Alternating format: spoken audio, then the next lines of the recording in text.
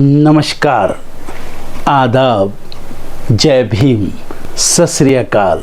मैं हूँ माजिद सिद्दीकी और आप देख रहे हैं फोकस हिंदुस्तान न्यूज़ चैनल।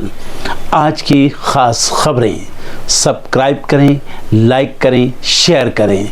फिर आऊँगा एक ताज़ा खबर को लेकर माजिद सिद्दीकी।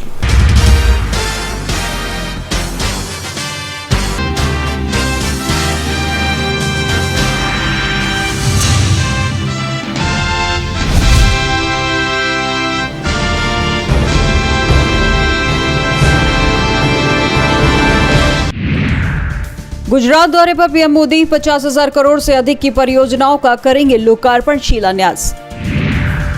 बीजेपी ने रायबरेली और मैनपुरी सीट के लिए बनाई खास रणनीति। कोर ग्रुप की बैठक में हारी हुई लोकसभा सीटों पर हुआ मंथन। राहुल गांधी की भारत जोड़ो न्याय यात्रा आज पहुंचेगी राजस्थान, तैयारी में जुटे कांग्रेसी कार्यकर्ता। प्रधानमंत्री आज करेंगे मन की बात, रेडियो के जरिए होगा पीएम मोदी के मन की बात का कार्यक्रम। एमपी दौरे पर आएंगे अमित शाह, कांग्रेस के कई नेता बीजेपी में हो सकते हैं शामिल। ग्वालियर, खजुराहो और भोपाल में शाह के कार्यक्रम। यूपी में कांग्रेस के लिए खुशखबरी, आज न्याय यात्रा में आ सकते हैं अखिलेश यादव। मराठा आरक्षण कार्यकर्ता मनोज जरांगे ने राज्य सरकार पर लगाया आरोप, बोले आंदोलन को कमजोर करने के लिए रची जा रही साजिश। आदमपुर एयरपोर्ट पर उड़ान की तैयारियां शुरू, पीएम मोदी करेंगे फ्लाइट का वर्चुअल उद्घाटन। बिहार में मजबूत होगा महागठबंधन, पूर्णिया में जुटेंगे महागठबंधन के दिग्गज नेता। रैली में चुनावी बातों पर होगा मेन फोकस। दिल्ली, यूपी और बिहार में आज से फिर बदलेगा मौसम, मैदानी क्षेत्रों में बारिश तो पहाड़ों पर बर्फबारी के आसार। पाकिस्तान सरकार ने ईरान से गैस पाइपलाइन निर्माण को दी मंजूरी, ऊर्जा आवश्यकताओं को पूरा करने में मिलेगी मदद। वेस्ट बैंक पर इजरायली योजना को अमेरिका ने बताया अवैध, यहूदी बस्तियों के विस्तार को लेकर दोनों देशों में तनाव। एक हफ्ते बाद नवलनी का शव मां को सौंपा गया, गुपचुप तरीके से दफनाने की रखी गई शर्त। एवरेस्ट पर चढ़ाई के लिए इलेक्ट्रॉनिक चिप अनिवार्य करेगा नेपाल, चिप की कीमत $10 से $15। इमरान की पार्टी के अध्यक्ष पद से हटाए गए गौहर खान, खराब प्रदर्शन के बाद हुआ फैसला। अमेरिकी बॉन्ड यील्ड में वृद्धि, बढ़ोतरी के बावजूद एफपीआई पे बिकवाली घटी। केंद्रीय सूचना प्रौद्योगिकी मंत्री अश्विनी वैष्णव का बयान, भारत के वृद्धि के अनुसार बदले अपनी कारोबारी योजनाएं। पीएम मोदी ने किया दुनिया की सबसे बड़ी भंडारण क्षमता का आगाज, 500 गोदामों की रखी आधारशिला। वित्त आयोग के अध्यक्ष बोले बेरोजगारी देश की समस्या नहीं, हमें बढ़ाने होंगे रोजगार। अब से भी जांच के लिए एआई का इस्तेमाल, अधिकारियों ने की पुष्टि। फोकस हिंदुस्तान के मैनेजिंग डायरेक्टर व चेयरमैन जनाब एम माजिद सिद्दीकी साहब की तरफ से आप सभी को शब बरात मुबारक। रहमतों की है रात, नमाजों को रखना साथ, मनवा लेना रब से हर बात, दुआओं में हमें भी रखना याद। मुबारक हो आप सबको शब बरात। Country is a democratic country and it's our right to have a party and a symbol. Now, it's not only my right but every citizen's right. And it is unfortunate that the party was formed by Sri Sharad Pawar and was completely wronged and was taken away from him. He's the founder member and the head of the party. So complete injustice was done to him and to all the party workers who believed in that, the Indian NCP ideology. And well, after that we went to court, and clearly the lawyer of the other side fought bitterly and said we should not get the name and we should not get a symbol. But I thank the Honorable Supreme Court, who was so kind and was very fair and was playing according to the constitution of this country. So I really, from the bottom of my heart, thank the Honorable Supreme Court, because they came down heavily on the lawyer and said this is a democracy, and in a democracy everybody has a right to fight an election and get a symbol. So I thank the Honorable Court and the Election Commission for acting quick and giving us a symbol. BJP से दक्षिण भारत के राजनीतिक समीकरण सुलझते नहीं दिख रहे हैं। Party पहले से ही यहाँ कमजोर है। दक्षिण भारत के 5 राज्य केरल, तमिलनाडु, कर्नाटक, आंध्र प्रदेश और तेलंगाना में लोकसभा की 129 सीट आती है। इन 5 राज्यों में किसी में भी बीजेपी या उसके सहयोगी की सरकार नहीं है। 3 में तो बीजेपी का ना तो कोई सांसद है और ना ही विधायक। ऐसे में बीजेपी मजबूत क्षेत्रीय पार्टियों के सहारे गठबंधन की कोशिश में थी, लेकिन उसकी यह कोशिश फेल होती हुई नजर आ रही है। तमिलनाडु की मजबूत क्षेत्रीय पार्टी AIADMK ने तो पहले ही साफ कर दिया है कि वो बीजेपी के साथ गठबंधन नहीं करेंगे और अब आंध्र प्रदेश की मुख्य विपक्षी पार्टी TDP ने भी बीजेपी से गठबंधन नहीं करने का ऐलान कर दिया है। दरअसल TDP प्रमुख N चंद्रबाबू नायडू के साथ गठबंधन को लेकर बीजेपी लगातार कोशिश कर रही थी, लेकिन नायडू ने पवन कल्याण की पार्टी जनसेना के साथ गठबंधन कर बीजेपी को इससे दूर कर दिया है।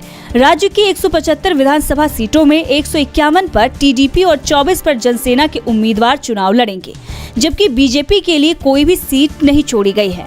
2019 के चुनाव में भी बीजेपी को आंध्र प्रदेश में लोकसभा और विधानसभा में कोई सीट नहीं मिली थी। पार्टी को 2% से भी कम वोट मिला था। ऐसे में TDP ने बीजेपी से दूरी बनाना ही सही समझा। दरअसल दावा ये किया जा रहा है कि विधानसभा चुनाव के बाद राज्य में कांग्रेस मजबूत स्थिति में आ सकती है और राज्य में TDP या YSRCP किसी की भी सरकार बिना कांग्रेस की मदद के नहीं बन पाएगी। और इसी संभावना को देखते हुए नायडू ने बीजेपी से दूरी बना ली है। उन्होंने जनसेना के साथ सीटों का बंटवारा करने के साथ ही गठबंधन के 118 उम्मीदवारों के नामों का भी ऐलान कर दिया है, जिसमें TDP के 94 और जनसेना के 24 उम्मीदवार शामिल हैं।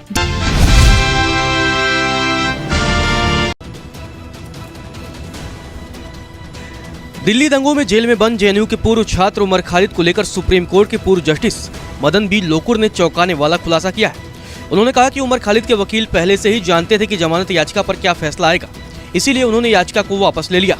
पूर्व जस्टिस मदन ने कहा कि यह धारणा बन चुकी है कि जब कोई मामला विशेष बेंच के सामने जाएगा तो परिणाम क्या होगा। आपको बता दें, कुछ दिन पहले उमर खालिद ने जमानत याचिका को वापस ले लिया था। खालिद की ओर से पेश हुए वरिष्ठ वकील कपिल सिब्बल ने बेंच को बताया था कि परिस्थितियां बदल गई हैं और ट्रायल कोर्ट के सामने नए सिरे से जमानत मांगने की कोशिश होगी। एक मीडिया रिपोर्ट के मुताबिक एक कार्यक्रम के दौरान पूर्व जस्टिस मदन ने कहा कि आपके पास उमर खालिद द्वारा जमानत मांगने का मामला आया है, जो लंबे समय से लिस्ट नहीं हुआ है। इसमें 13 बार स्थगन हो चुका है। आखिरकार वकील ने यह कह दिया कि हम मामले को वापस लेना चाहते हैं। ऐसा इसलिए कहा क्योंकि वे जानते थे कि फैसला क्या आने वाला है। वे उस मामले का भाग्य जानते थे। कार्यक्रम के दौरान पूर्व जस्टिस ने सुप्रीम कोर्ट के मामलों की लिस्टिंग को लेकर भी सवाल उठाया। उन्होंने कहा कि यह कोई नई बात नहीं है। जहां तक सुप्रीम कोर्ट का सवाल है, जब मैं शीर्ष अदालत में वकील था और वकील रजिस्ट्री के एक सदस्य को यह बताने के लिए मुख्य न्यायाधीश की अदालत में इकट्ठा होते थे कि वे चाहते हैं कि उनका मामला एक विशेष तारीख पर सूचीबद्ध हो। हम इसे मछली बाजार कहते थे, क्योंकि हर कोई उस तारीख को पाने की कोशिश कर रहा था। आपको बता दें कि जस्टिस लोकुर 4 जून 2012 को सुप्रीम कोर्ट के जज बने थे और फिर 31 दिसंबर 2018 में रिटायर हो गए थे। इसके अलावा वे गुवाहाटी हाई कोर्ट और आंध्र प्रदेश हाई कोर्ट के चीफ जस्टिस भी रह चुके थे। अगस्त 2019 में उन्होंने फिजी के सुप्रीम कोर्ट के न्यायाधीश के रूप में शपथ ली थी। तब ऐसा पहली बार हुआ था जब किसी भारतीय न्यायाधीश को किसी अन्य देश के सर्वोच्च न्यायालय के न्यायाधीश के रूप में नियुक्त किया गया था।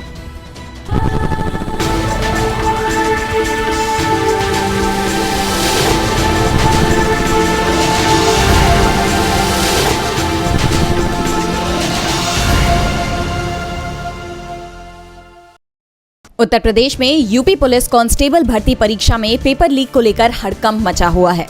छात्रों के सरकार के खिलाफ डटकर विरोध प्रदर्शन के बाद योगी सरकार को झुकना पड़ा। अब परीक्षा रद्द करने के साथ साथ मामले में कार्रवाई के भी निर्देश दिए गए हैं। जांच के लिए STF का गठन किया गया है। STF ने कार्रवाई के तहत अभ्यर्थियों को नकल कराने में मदद करने वालों की लिस्ट तैयार कर ली है। उत्तर प्रदेश के पश्चिमी क्षेत्र में मोनू मलिक और कपिल की गैंग को पेपर लीक का सरदार माना जाता है। पुलिस ने इनकी तलाश भी शुरू कर दी है। वहीं अभ्यर्थियों को WhatsApp के जरिए सवालों के जवाब भेजने वाले आरोपी नीरज यादव को गिरफ्तार कर लिया है। इसी दिशा में योगी सरकार ने दोबारा एग्जाम कराने को लेकर अहम घोषणा भी की है। मुख्यमंत्री आदित्यनाथ योगी ने कहा कि दोबारा परीक्षा देने के लिए छात्रों को दोबारा फीस देने की जरूरत नहीं पड़ेगी। लेकिन इस बीच 11 फरवरी को आयोजित RO-ARO की परीक्षा में भी पेपर लीक होने के दावे सामने आ रहे हैं, जिसके खिलाफ छात्रों ने बीते दिन प्रयागराज में लोक सेवा आयोग का घेराव किया। छात्रों ने परीक्षा रद्द कराने की मांग के साथ योगी सरकार के खिलाफ 26 फरवरी को महापंचायत करने की घोषणा की है।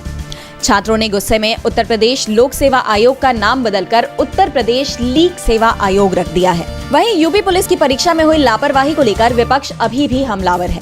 विपक्ष का सवाल है कि परीक्षा दोबारा करवाकर योगी सरकार ने फिलहाल इन छात्रों को लॉलीपॉप पकड़ा दिया है, लेकिन इस लापरवाही के लिए जिम्मेदार कौन है?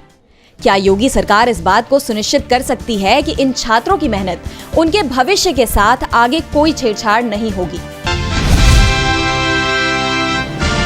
फोकस हिंदुस्तान के मैनेजिंग डायरेक्टर व चेयरमैन जनाब एम माजिद सिद्दीकी साहब की तरफ से आप सभी को शब बरात मुबारक। रहमतों की है रात, नमाजों को रखना साथ, मनवा लेना रब से हर बात, दुआओं में हमें भी रखना याद।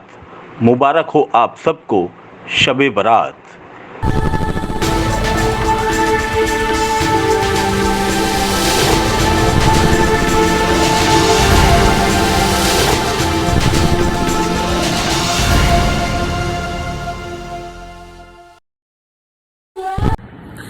दोस्तों आज मैं आपको बताने वाला हूं कि अगर आपकी बॉडी में मैग्नीशियम की डेफिशिएंसी हो जाए तो आपको क्या क्या प्रॉब्लम हो सकती है। सबसे पहले इंसोमेनिया, नींद ना आना, स्लीपिंग डिसऑर्डर, इंसान सारी रात करवटें बदलता है, नींद नहीं आती, स्ट्रेस लेवल, एंजाइटी बढ़ जाती है इससे, क्योंकि कोर्टिसोल हार्मोन को रोकने में मदद करता है। और अगर आपकी बॉडी में मैग्नीशियम नहीं है तो कोर्टिसोल बढ़ जाता है, जिसकी वजह से स्ट्रेस और एंजाइटी हो जाती है।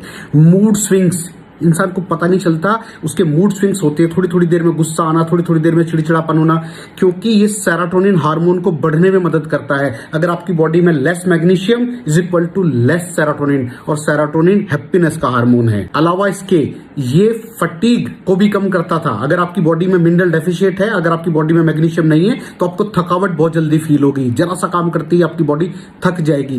पुअर डाइजेस्टिव सिस्टम, ये डाइजेस्टिव सिस्टम को भी मैनेज करने में बड़ा शानदार रोल प्ले करता है, और अगर इसकी डेफिशिएंसी है तो कॉन्स्टिपेशन, डायरिया जैसी प्रॉब्लम हो जाती है। माइग्रेन, बहुत खतरनाक प्रॉब्लम है माइग्रेन। अगर डेफिशिएट है आपकी बॉडी मैग्नीशियम से तो आपको माइग्रेन की प्रॉब्लम भी हो सकती है। ब्लड प्रेशर, अगर आपकी बॉडी में मैग्नीशियम कम है तो आपको ब्लड प्रेशर की प्रॉब्लम हो सकती है। इरेगुलर हार्ट बीट, ये हार्ट बीट का बढ़ जाना, कम हो जाना, बढ़ जाना, कम हो जाना, मैग्नीशियम डेफिशिएट होने की निशानी है। ऑस्टियोपोरोसिस, बोन हेल्थ वीक हो जाती है, क्योंकि आपकी बॉडी का 60% जो मैग्नीशियम है वो आपकी बोन्स के अंदर होता है। अगर आप बाहर से मैग्नीशियम नहीं ले रहे हैं तो आपकी बॉडी जो है वो हड्डियों में से लेना शुरू कर देती है, जिसकी वजह से ऑस्टियोपोरोसिस की प्रॉब्लम भी हो सकती है, आपकी हड्डियां कमजोर हो जाती हैं। और मसल क्रैम्पिंग, मसल क्रैम्प, नस पे नस का चढ़ जाना, मसल्स पे अकड़ जाना, बिल्कुल चलना मुश्किल हो जाता है। तो मसल क्रैम्पिंग भी तभी होती है जब आपकी बॉडी में मैग्नीशियम की डेफिशिएंसी हो। और दोस्त, हमारे यहाँ 90% से ज्यादा लोग मैग्नीशियम डेफिशिएंसी के शिकार हैं। कहां से मिलेगा मैग्नीशियम, कितनी मात्रा में लें, किस क्वालिटी का लें? तो उसका जवाब है वेस्टीज प्राइम CMD। इसके अंदर आपको भरपूर मात्रा में मैग्नीशियम मिलेगा, आपकी सारी प्रॉब्लम सॉल्व हो जाएगी। Thank you so much. दर्शकों, देख लिया आपने हमारे वीडियो को। हमें खुशी होगी कि आपने हमारे न्यूज़ को लाइक किया और दूसरों को शेयर किया। अगर अभी तक हमारे चैनल फोकस हिंदुस्तान को सब्सक्राइब नहीं किया है तो तुरंत सब्सक्राइब करें, कमेंट करें और बेल आइकॉन को प्रेस करें। हम हाजिर हैं खबर के लिए।